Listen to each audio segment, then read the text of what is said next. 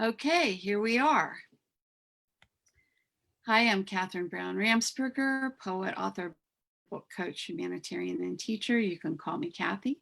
As I put finishing touches on my own novel, A Thousand Flying Things, I began Story Hour here on Facebook author page and also to help during times of COVID because there were so many bookstores that were closed. It's my great joy to connect writers and readers, and boy, do we have a treat today. Here is a little bit about our guest. Rose Solari is the author of 3 full-length collections of poetry, The Last Girl, Orpheus in the Park, and Difficult Weather, the one-act play, Looking for Guinevere, and a novel, A Secret Woman. Her work has appeared in many magazines and journals, including APR, Gargoyle, Parnassus, and Poetry Northwest, as well as other anthologies, including American Poetry, last but not least, American Poetry, The Next Generation, The Poet's Quest for God, and Initiate, an Oxford anthology of new writing. Wow. She's lectured and taught writing everywhere, just about, from University of Maryland, College Park, St. John's College, Arizona State University in Tempe, and the Center for Creative Writing at the University of Oxford, England. Her awards include the Randall Jarrell Poetry Prize, an Academy of American Poets University Prize, the Columbia Book Award, an Emma Award for Excellence in Journalism, and many grants.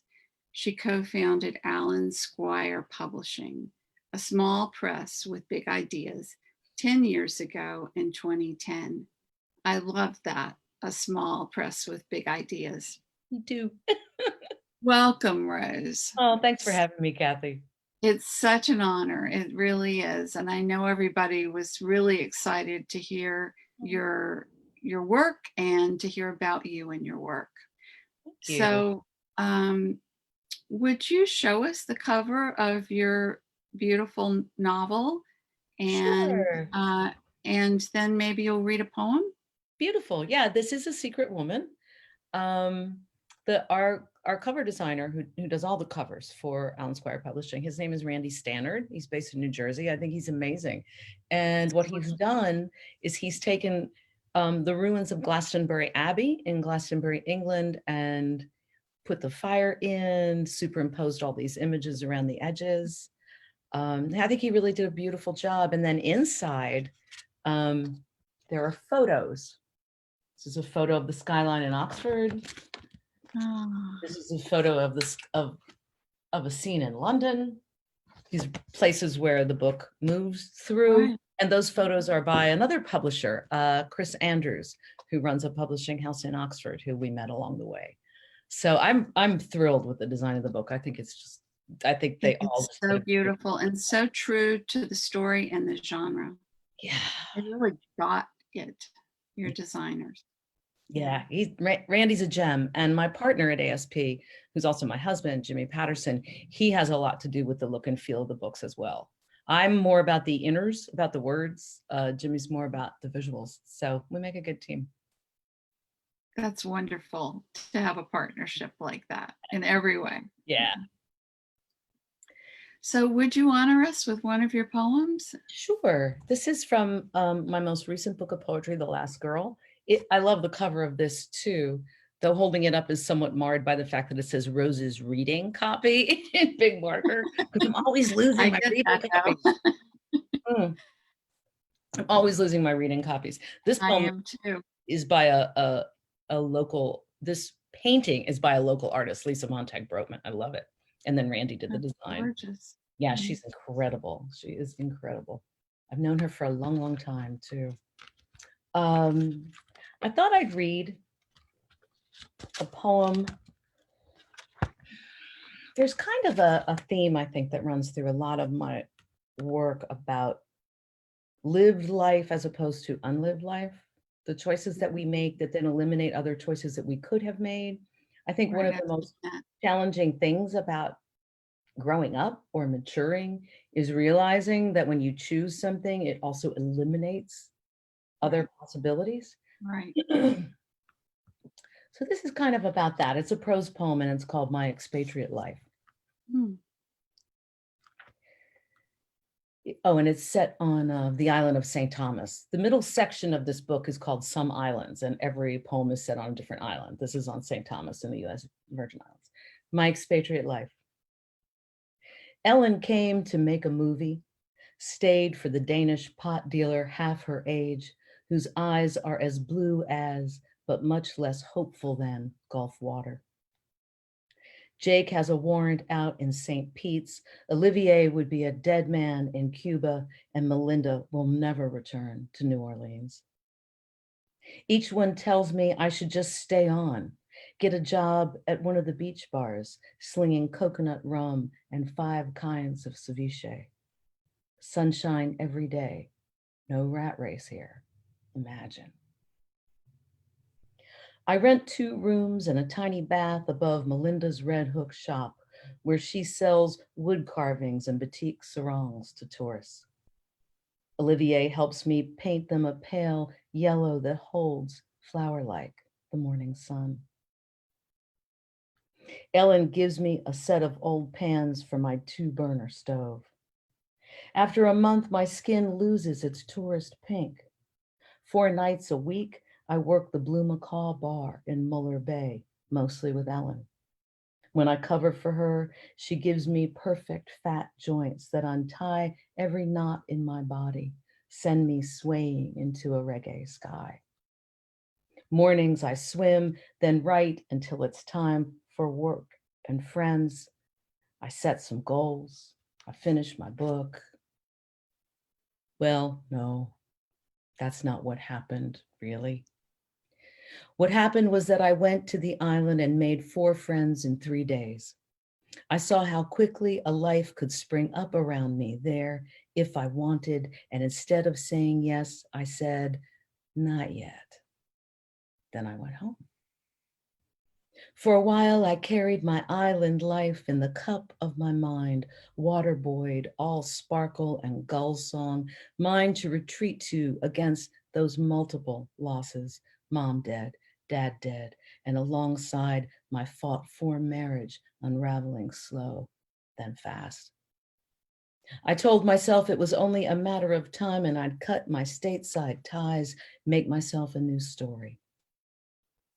I don't remember just when I knew it would never happen.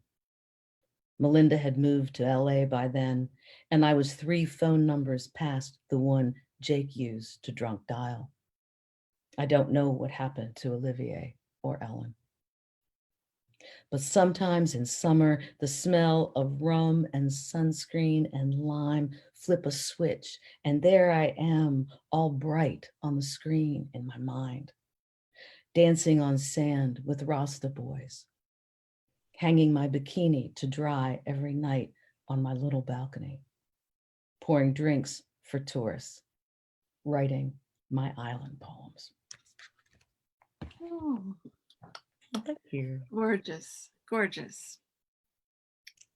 And so true to life. That's what I love about your poems. They're very real. And with esoteric portions too. But they're like songs to me. I love them. So Thank you so much. well, Have you're fun with quite that. welcome. And we're going to talk mostly for the next couple of minutes at least about your novel. Okay. I'm going to read a little bit of a premise. Great.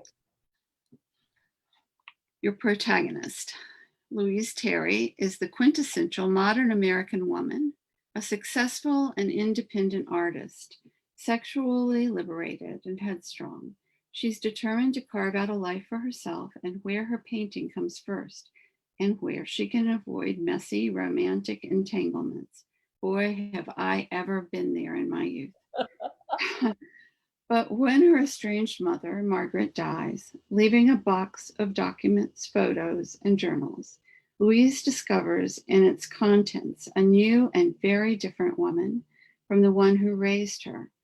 This Margaret was admired by Catholic priests and Wiccan priestesses alike for her spiritual gifts and was working at the time of her death on assembling her visions of a 12th century cross-dressing woman mystic who not only managed to infiltrate the male bastion of Glastonbury Abbey, Glastonbury, but who instigated the tragic fire that burned it to the ground in 1184.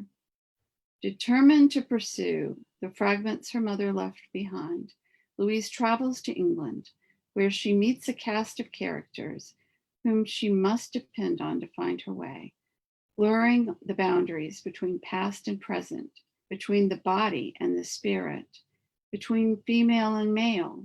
This page-turning mystery is a sexy romp through time and space, a profound meditation on the mother-daughter connection, definitely, and an enlightening exploration of what it means to make love, to make art, and to make a life worth living.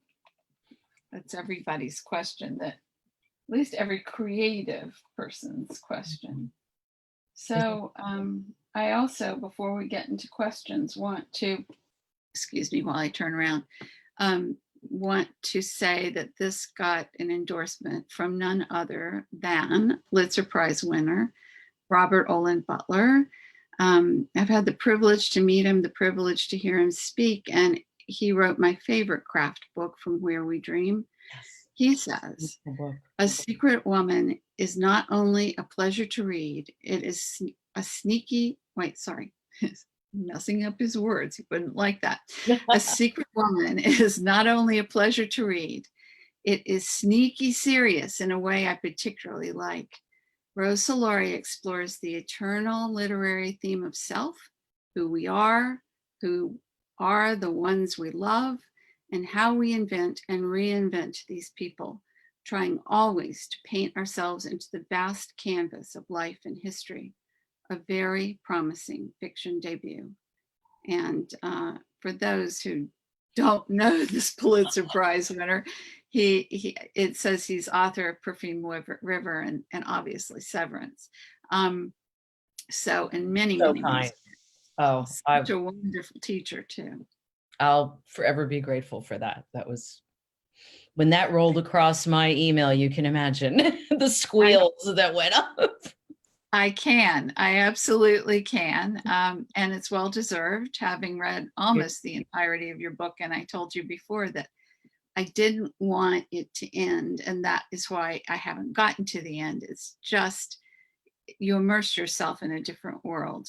And the handling of past and present is so adept. It's done by a master. So thank you, because that was tough.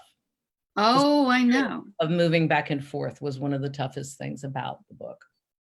I'm absolutely certain of that. I'm in the middle of something like that myself. So Rose, can you tell us a little bit about the body of your work as a whole? Eras, archetypes, themes you focus on? Is the mystical commonplace? Because it seems to be a thread. It is. For me. I think it is very much so, particularly from my second book on. Difficult Weather, my first book, has some mystical elements, but it's more like many first books. The poems in that are more coming of age poems. There's a lot about the neighborhood I grew up in. There's a lot about family. There's a lot about school age stuff. So that's slightly different. But from the second book on, I think from Orpheus in the Park on, mysticism and mythology became big topics. I think the mysticism was always there in part because I was raised by Italian Catholics. All of my grandparents were born in Italy. My parents were the first members of their family to be born here. And Italian Catholicism is very impregnated with the mystical. And there's a great deal of Mariology, of the Virgin Mother worship. So I think always as a young person, I was open to the possibility of things you can't see. I've since left the Catholic Church. I consider myself a pagan now, but the mysticism is the same. And the sense that perhaps you can pierce the veil between what seems and what is from time to time. Louise has vision. Well, first of all, Louise's mother begins to have visions, but Right. Louise begins to have visions as she's investigating the work. I also think that mystics and artists are naturally connected. I do too. I do too. I was going to say that. I Yeah. was going to ask you, don't you think that's what most creatives do? That they pierce the veil just for a moment. Yeah. The really great ones, not the ones that have a formula, but the Right. ones that just download it. And I actually know very few people who have not had in their lives some kind of what I would call a mystical experience, whether it's an epiphany, say, that hits you walking down the street, whether it's one of the things my husband has talked about is in his own life is the number of times that strangers have said something significant to him out of the blue. Just many, many moments. There's a scene in A Secret Woman where Louise is on a bridge in Oxford. I don't know if you've gotten there yet, but and she's thinking about her mother, and suddenly she feels her mother's hand on her arm and smells her mother's perfume and the smell of her mother's cigarettes, and she knows that she's crossed through somewhere else. Right. Right. I believe very much that that other world, or those other worlds, rather, I should say, exist. And I do too. yeah, do too. it's never been a question for me. I'm always surprised when it is a question. I am too.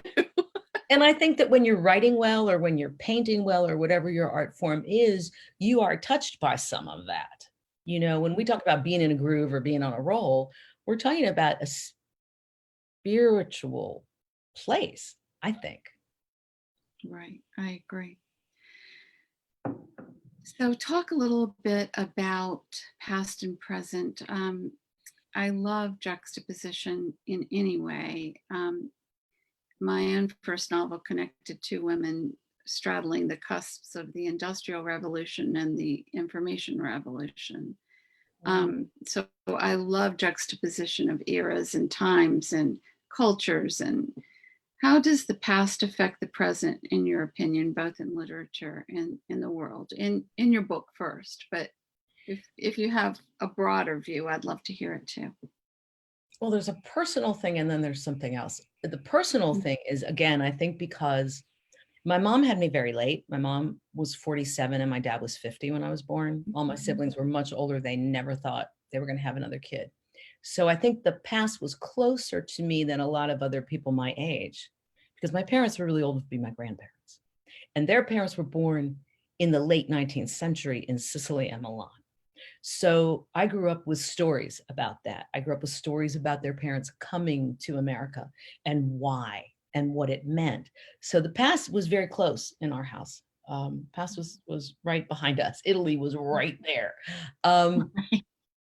In a larger sense, I think that part of what I've seen in my own studies of history, for example, in this novel, was in part fed by some research I was doing into 12th century women mystics, and realizing that there was a great flowering of women mystics in that era. Hildegard of Bingen, probably the most famous, but many others. And the more I dug into my research, the more I saw the parallels between a woman trying to live a life now as an intellectual, as a creative person, as a person who perhaps doesn't want to have children, which is something that I have never wanted, that Louise doesn't want.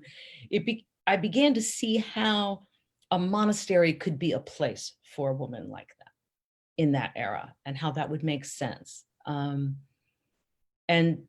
then to string that through Louise's mother discovering that piece of history, and then Louise discovering that piece of history. I think particularly for women, I mean, I shouldn't say particularly, because I'm sure for guys there's a weight of history too.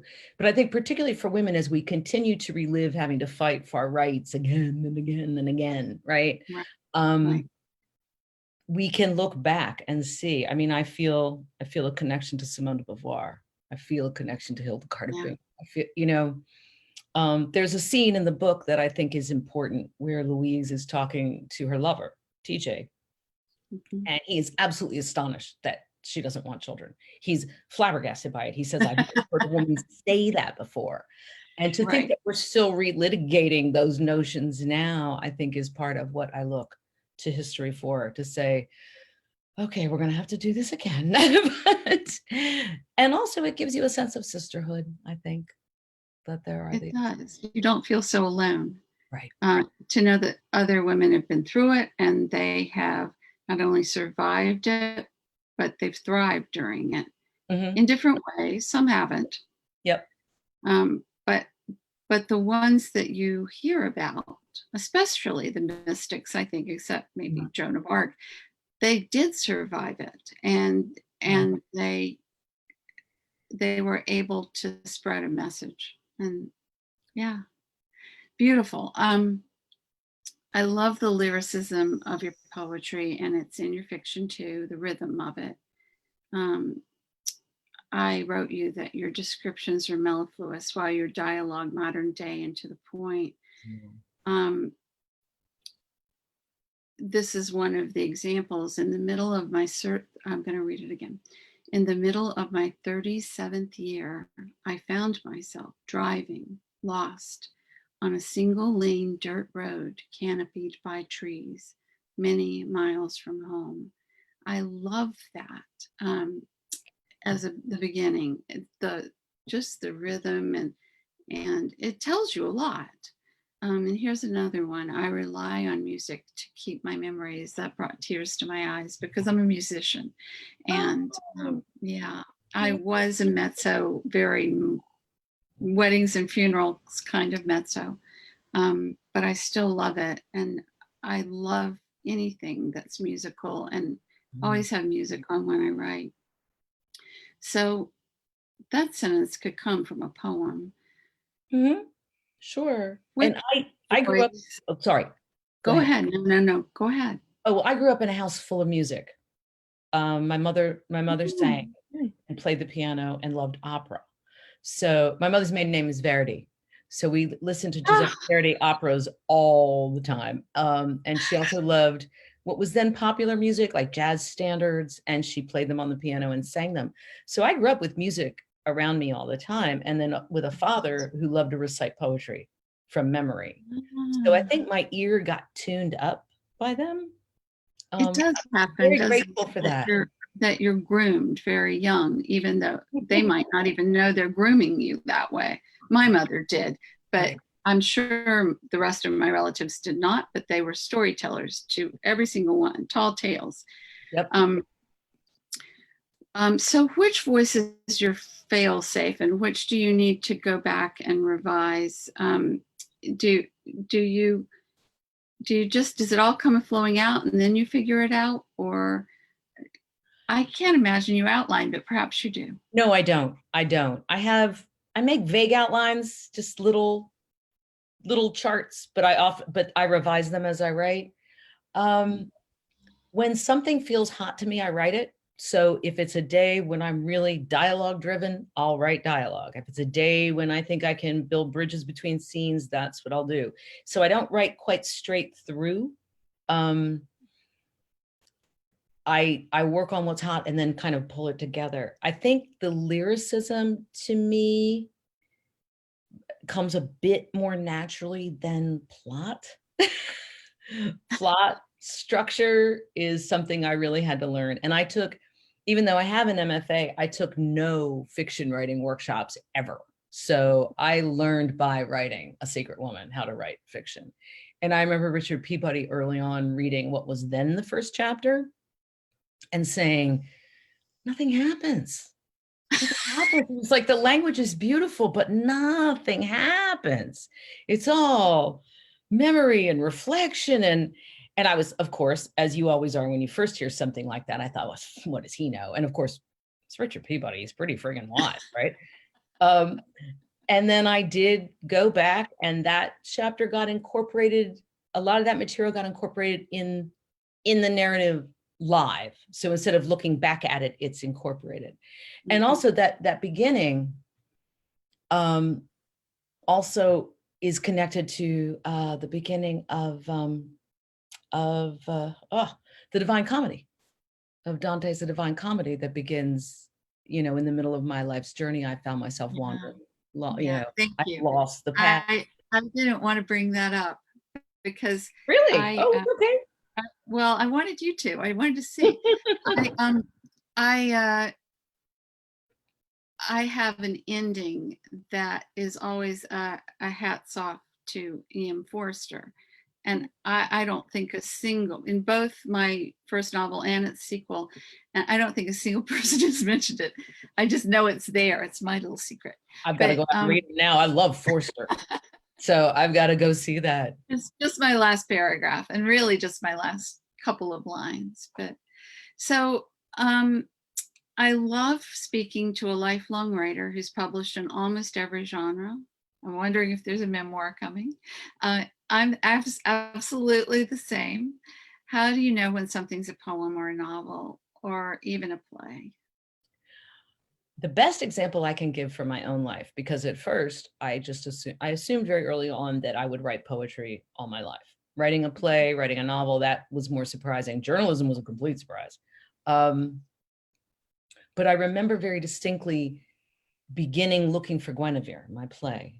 And I began it as a poem. I was writing about, I'd read a bunch of Arthurian legend recently. I was getting very interested in it. And I began to write some poems from Guinevere's point of view. At the end, the Catholic girl in me must be in there somewhere, because as you know, at the end of the Arthurian legend, Guinevere enters a convent, right? So here we are with the nuns again. So I began to write a couple of poems from Guinevere's point of view, looking back at it all. And it felt clunky. It wasn't working. Lots of people have written poems about that. And then suddenly I started to write a dialogue with. I'm listening. Oh, okay. Some questions. So suddenly I started to write a dialogue. I just was journaling, seeing where it went. And it turned into this dialogue between two women about Guinevere. And then I thought, okay, this isn't a poem. Maybe it's a play. So it turned into a play. I love that. I love that story because I think that I feel like everything I do is really supposed to be a novel. But so it's interesting. I had a friend in college that used to say, I don't know how you write stories all the time. All I can get is poems. And I said, I can't get that many poems. When I have a poem, it's a complete channel. It's not anything coming from. Interesting. Right. So so I wanted to say to the audience, thank you so much for bearing with us. Thank you.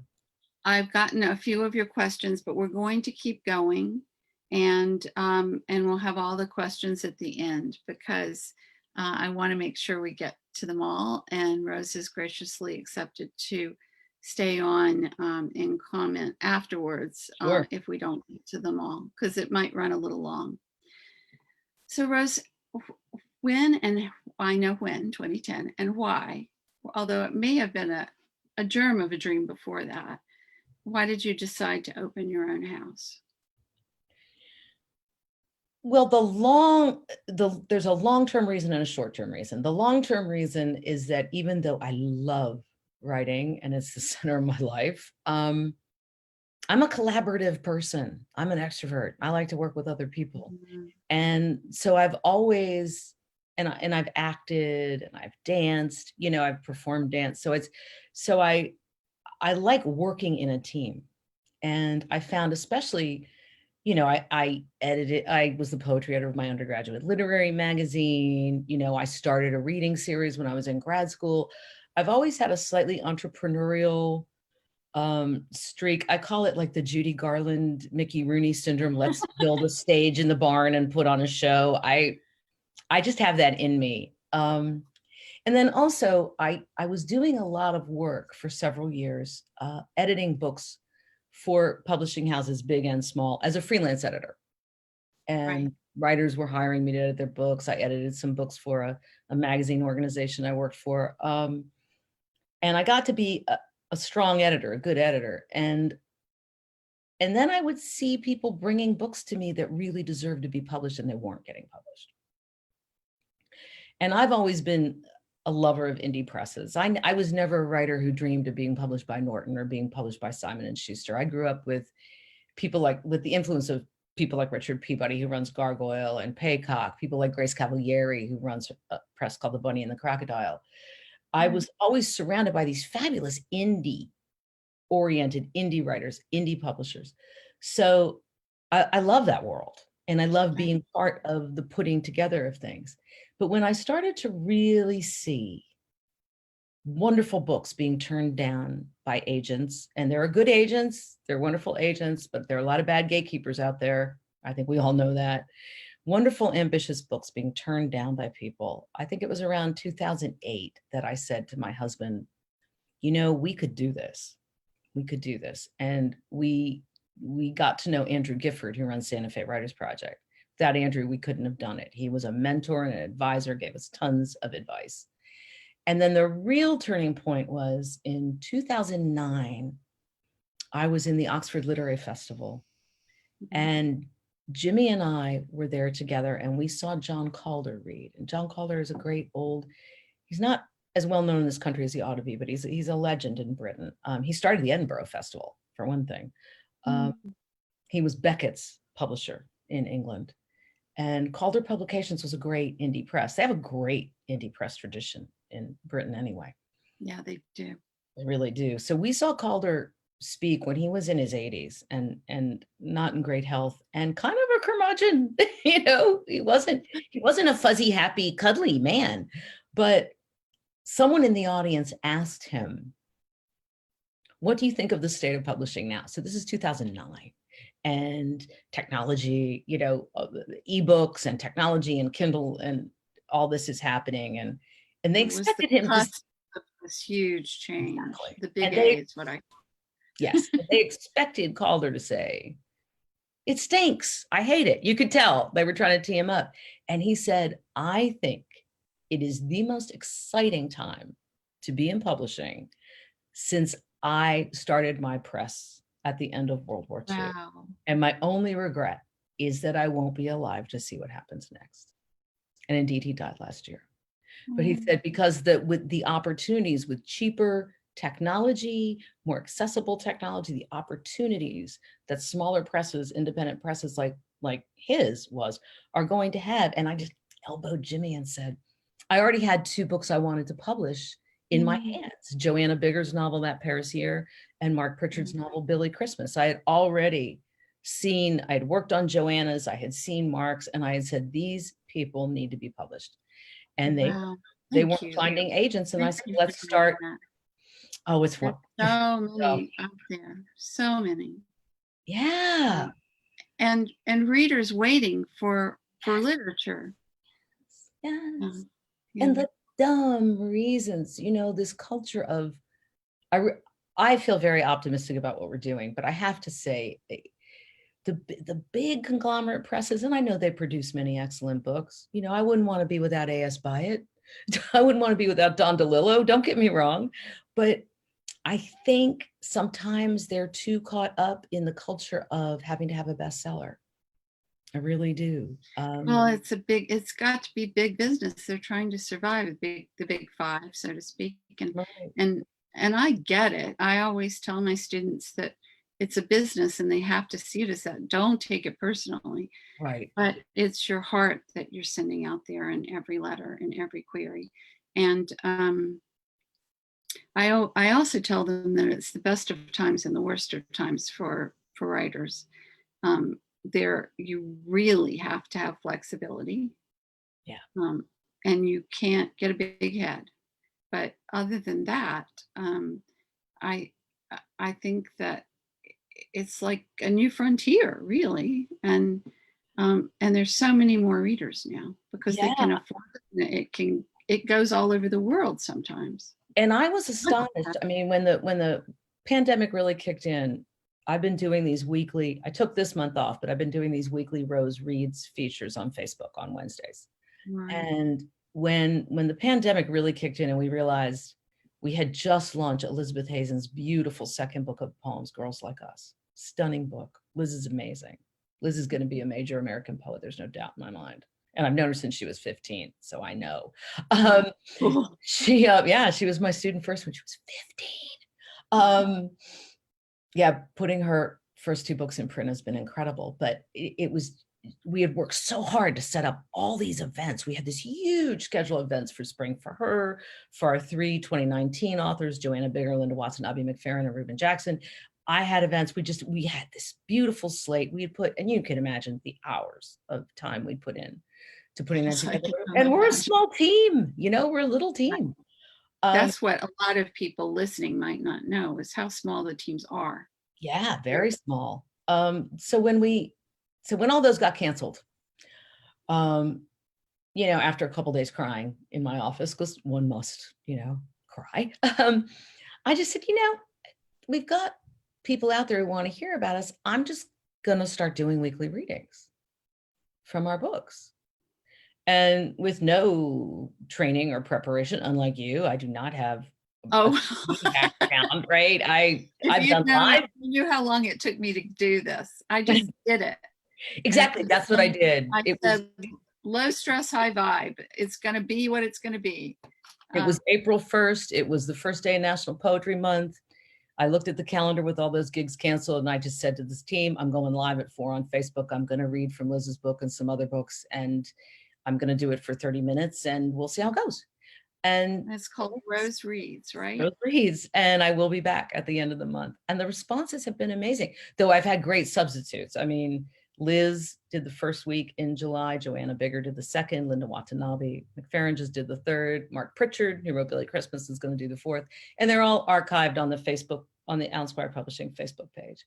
But it took kind of a little bit of nerve, but I just thought, we'll try it. What could you lose? And people have rallied around.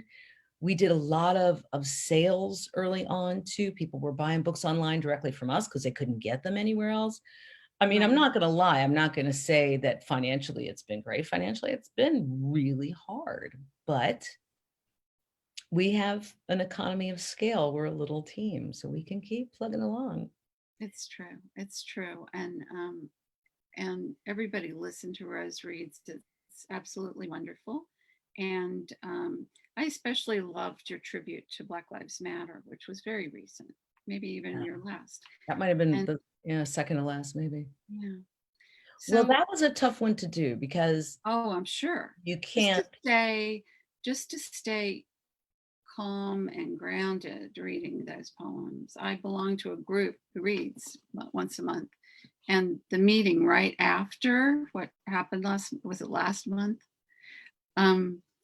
It was charged and electric and beautiful, but I was crying a lot.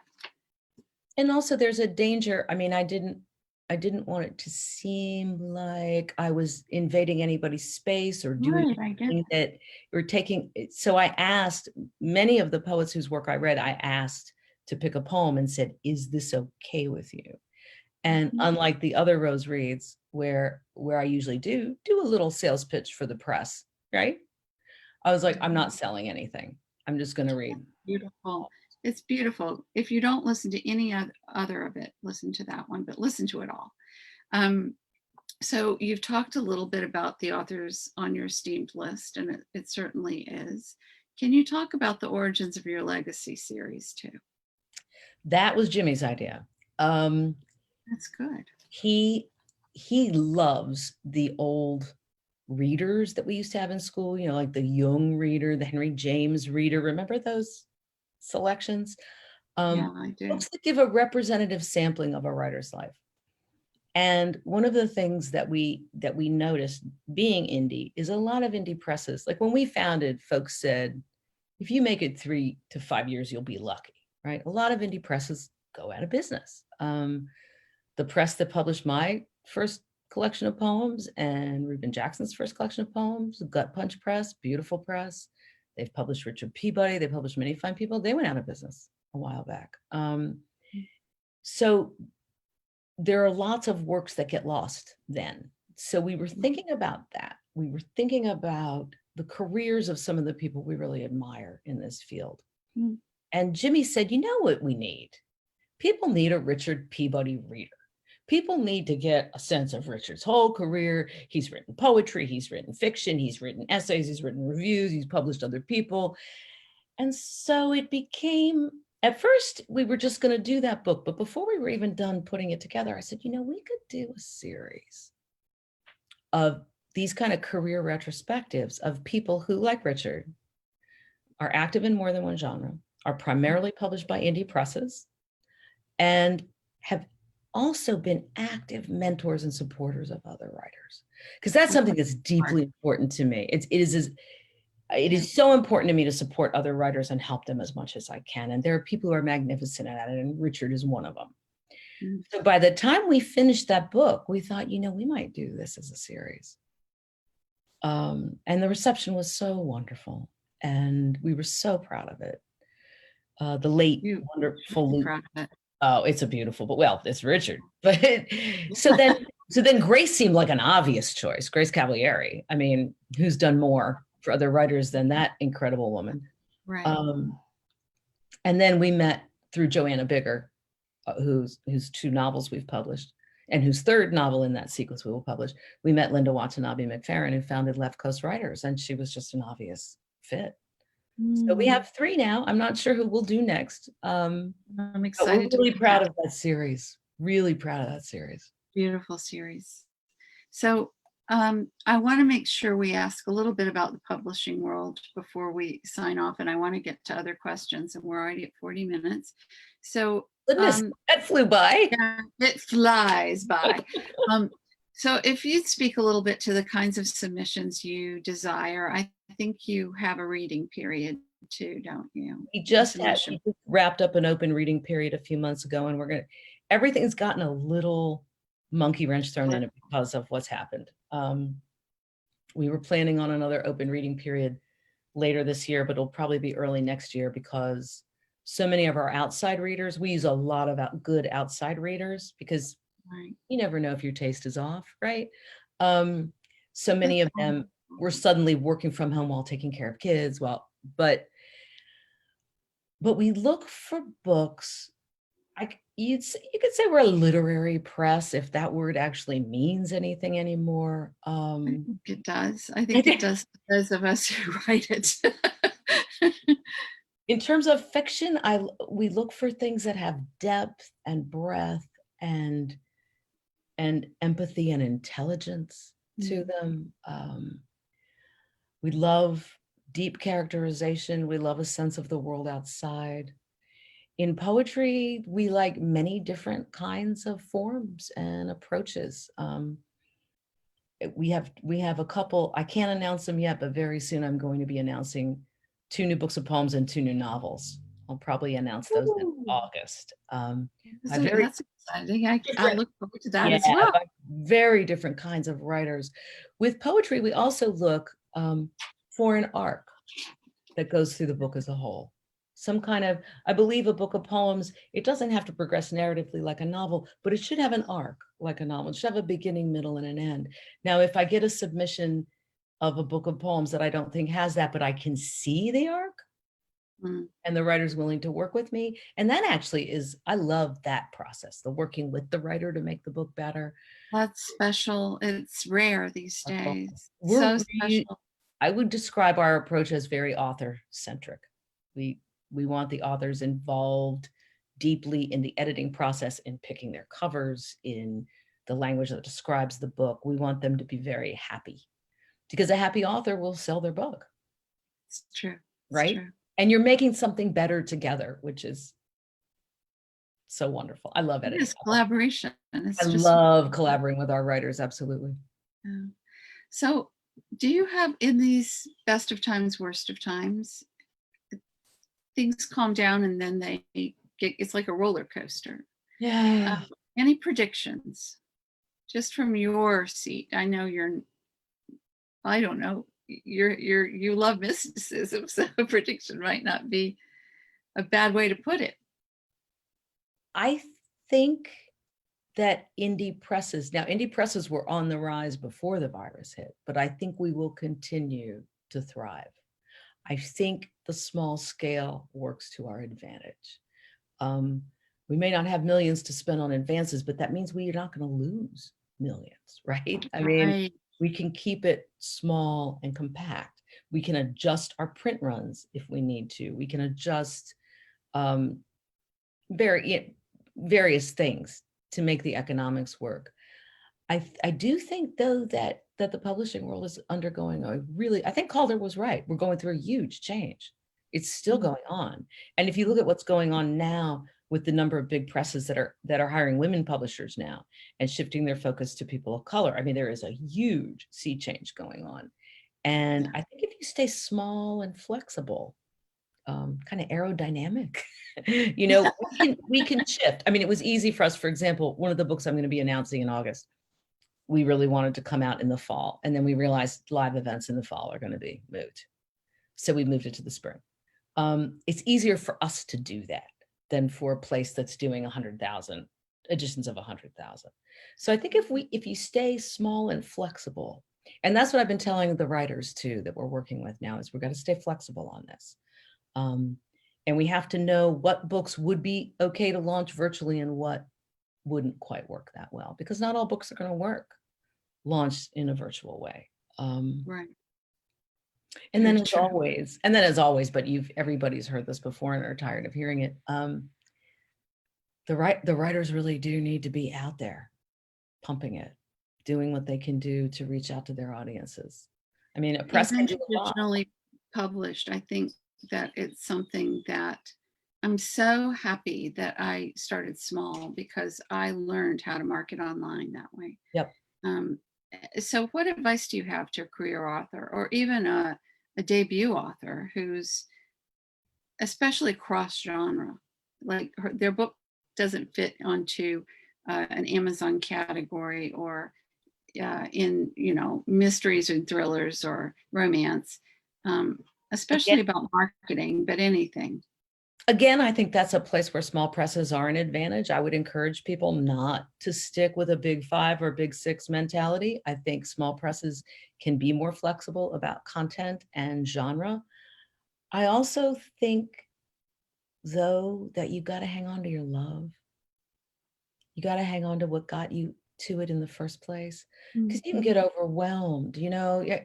I know I sometimes feel like, oh, I'm supposed to be on Twitter, I'm supposed to be on Facebook, I'm supposed to be on Instagram, I'm supposed to be writing reviews. I'm saying, you have to remind yourself sometimes what you love about it. Like, feed that source. For me, I have certain books or certain writers who I return to. I can be feeling just exhausted by the business of the writing world. And then I can sit down and read some Anne Sexton, or read, for example, I remember when I was in undergraduate school, when I was working on my undergraduate honors thesis, which was on the poet Robert Duncan and modern dance theory. It was a very esoteric thesis. It won a prize, but I'm still kind of half convinced it won a prize because no one understood it. But maybe including me. True at all. It sounds wonderful. Right up my alley. But I remember being on like my 8th revision of it or something, up in my little crap apartment in the middle of the night, and thinking, I have nothing original to say about this writer. I have nothing original to say about anything. Why do I even bother? I should go learn how to cut hair or sell shoes or something. And then I thought, wait a minute, what was the first poem of Robert Duncan's you loved? So I got out Bending the Bow, and I opened the book, and I read the first poem in the book out loud to myself, and I was weeping by the end of it, and I was ready to go. Keep your fire alive. Find a way to keep your fire alive. Don't let anybody steal it. Find a way to keep it. That would be my biggest advice. I think we're going to end with that. So I'd love for you to tell us anything about Rose Solari's immediate future. I'm working on I'm close to finishing another novel, but in the meantime, somehow I've been writing a lot of new poems. So I think another book of poems and another novel are coming together. And you can find out all about what we're doing at AlanSquirePublishing.com and at RoseSolari.com. We're on Twitter. And that's at Poet Rose. At Poet Rose, and then the press is at Alan Squire Pub. We have a wonderful webmaster who updates our site regularly. There's lots of new content, video, audio, articles. We have We have a It's good a team. wonderful website. I'm really Thank enjoying you. We're delving really into proud it of more. it. So now I'm going to show my teabag wisdom, which is my little thing. And you'll probably appreciate that it's teabag wisdom. You won't be able to read it, but I show it nonetheless. It's always right. What is, I can't read it. You have to read it I out didn't loud. know you well, right? And I thought, and now I get it. People who love are compassionate, is what it says. So thank you, Solari. I really appreciate your taking time away from your novel and your writing and your poetry to be with us. I'm going to read through the questions really, really fast. Noelle Puglisi says, could you repeat the last name of your artist friend, Lisa? And Brotman. Okay. Tatiana Ramsov says, Rose, had you always considered yourself a poet, or had you always wanted to publish both? Both. Okay. I wanted to publish books when I was 5 years old.